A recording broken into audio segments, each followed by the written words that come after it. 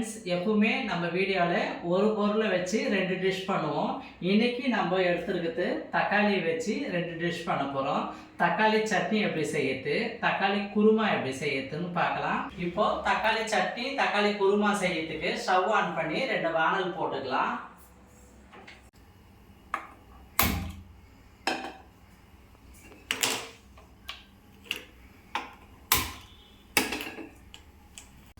First தக்காளி சட்னி வதக்கிறதுக்கு சிறிதளவு எண்ணெய் விடுறேன். எண்ணெய் சூடாயிடுச்சு. 3 வெங்காயம் நறுக்கி போட்டிருக்கேன்.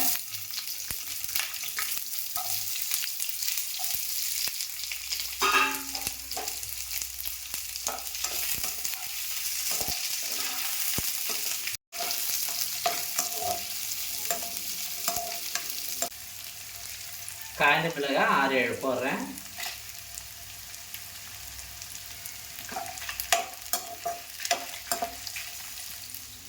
சிறிதளவு பூண்டு போடுறேன். இஞ்சி சிறிதளவு போடுறேன்.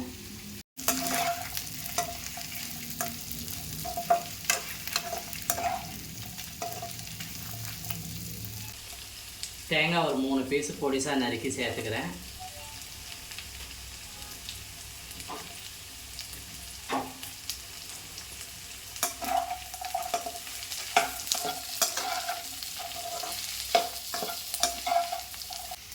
பொடிசாக நறுக்கினேன் 4 தக்காளி சேர்த்துக்கிறேன்.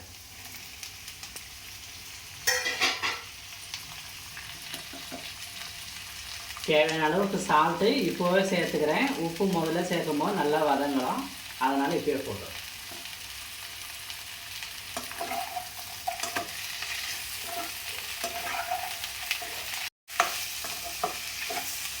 வெங்காயம் தக்காளி நல்லா வதங்கணும். அதுக்குள்ளே நம்ம குருமா எப்படி செய்யணும் பார்க்கலாம். குருமாவுக்கு வானல் சூடாயிடுச்சு. தேவையான அளவுக்கு ஆயில் சேர்த்துக்கலாம். ஒரு 50 எண்ணெய் தேவைப்படும். ஆயில் சூடாயிடுச்சு. சிறிதளவு கடுகு சேர்த்துக்கிறேன். பிரிஞ்சி இலை, பட்டை, அன்னாச்சி பூ, லவங்கம் தாளிப்புக்கு சேர்த்துக்கலாம்.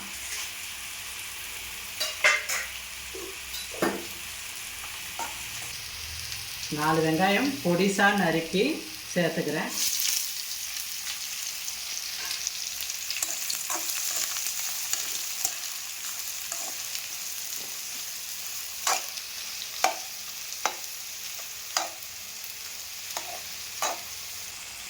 வெங்காயம் நல்லா வதங்கிடுச்சு. இஞ்சி பூண்டு பேஸ்ட்டு சேர்த்துக்கலாம். ஒரு 2 ஸ்பூன் இருக்கும்.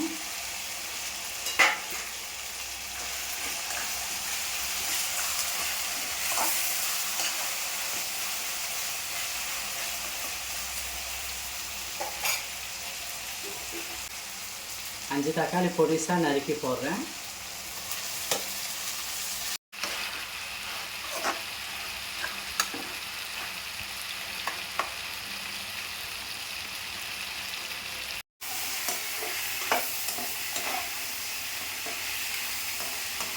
சட்னிக்கு வெங்காயம் தக்காளி வதங்குது. இன்னும் கொஞ்சம் நேரம் வதங்கின உடனே சூடு ஆறின பிறகு அரைச்சி தாளிப்பு சேர்த்துடலாம். சட்னி அவ்வளோதான். சிறிதளவு மஞ்சள் பொடி சேர்த்துக்கலாம். தேவையான அளவுக்கு சால்ட்டை சேர்த்துக்கலாம். குழம்பு மிளகாய்த்தூள் 2 ஸ்பூன் சேர்க்குறேன்.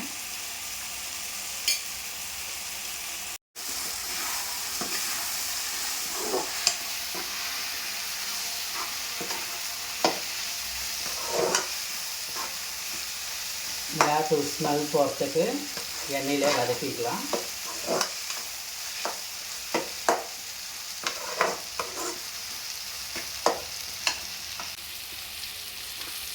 ½ லிட்டர் தண்ணி சேர்த்துக்கிறேன் குருமாவுக்காக.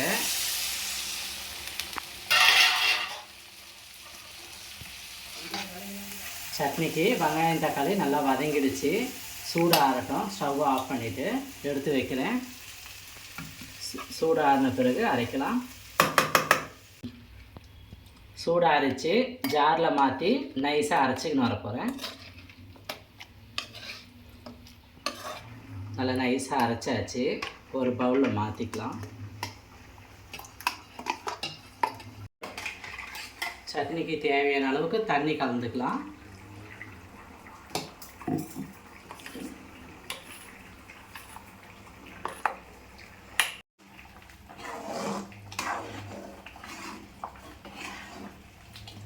சட்னி தாளிப்புக்கு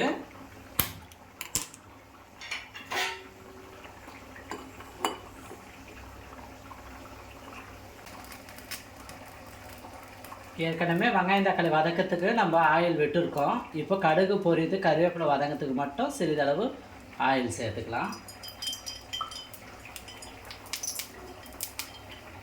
சிறிதளவு கடுகு சேர்த்துக்கிறேன்.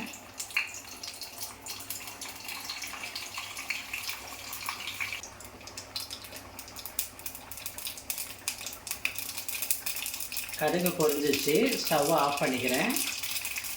கருவேப்பிலை கொத்தமல்லி சேர்த்துக்கிறேன்.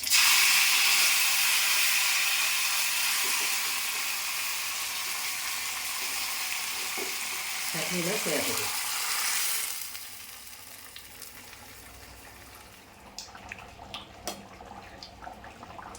குருமா குழம்பு நல்லா கொதிச்சிடுச்சு, வெங்காயம் தக்காளிலாம் நல்லா வெந்துடுச்சு. இந்த டைமில்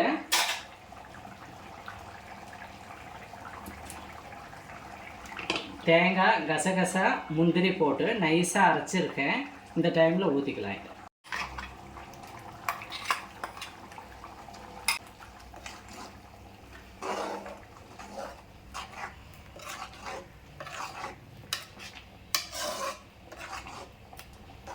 குருமாவுக்கு தேவையான கருவேப்பிலை கொத்தமல்லி போட்டுக்கலாம்.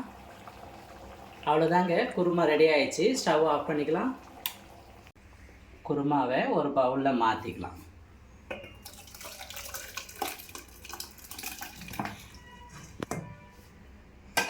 அவ்வளோதாங்க, இன்றைக்கி சட்னி குருமா சூப்பராக ரெடி ஆயிடுச்சு. நீங்களும் வீட்டில் ட்ரை பண்ணி பாருங்கள். எந்த டிஷ் உங்களுக்கு பிடிச்சிருக்குன்னு கமெண்ட் பண்ணுங்கள். பிடிச்சா லைக் பண்ணுங்கள், ஃப்ரெண்ட்ஸுங்களுக்கு ஷேர் பண்ணுங்கள், சப்ஸ்கிரைப் பண்ணுங்கள். அடுத்த வீடியோவில் சந்திப்போம். பாய்.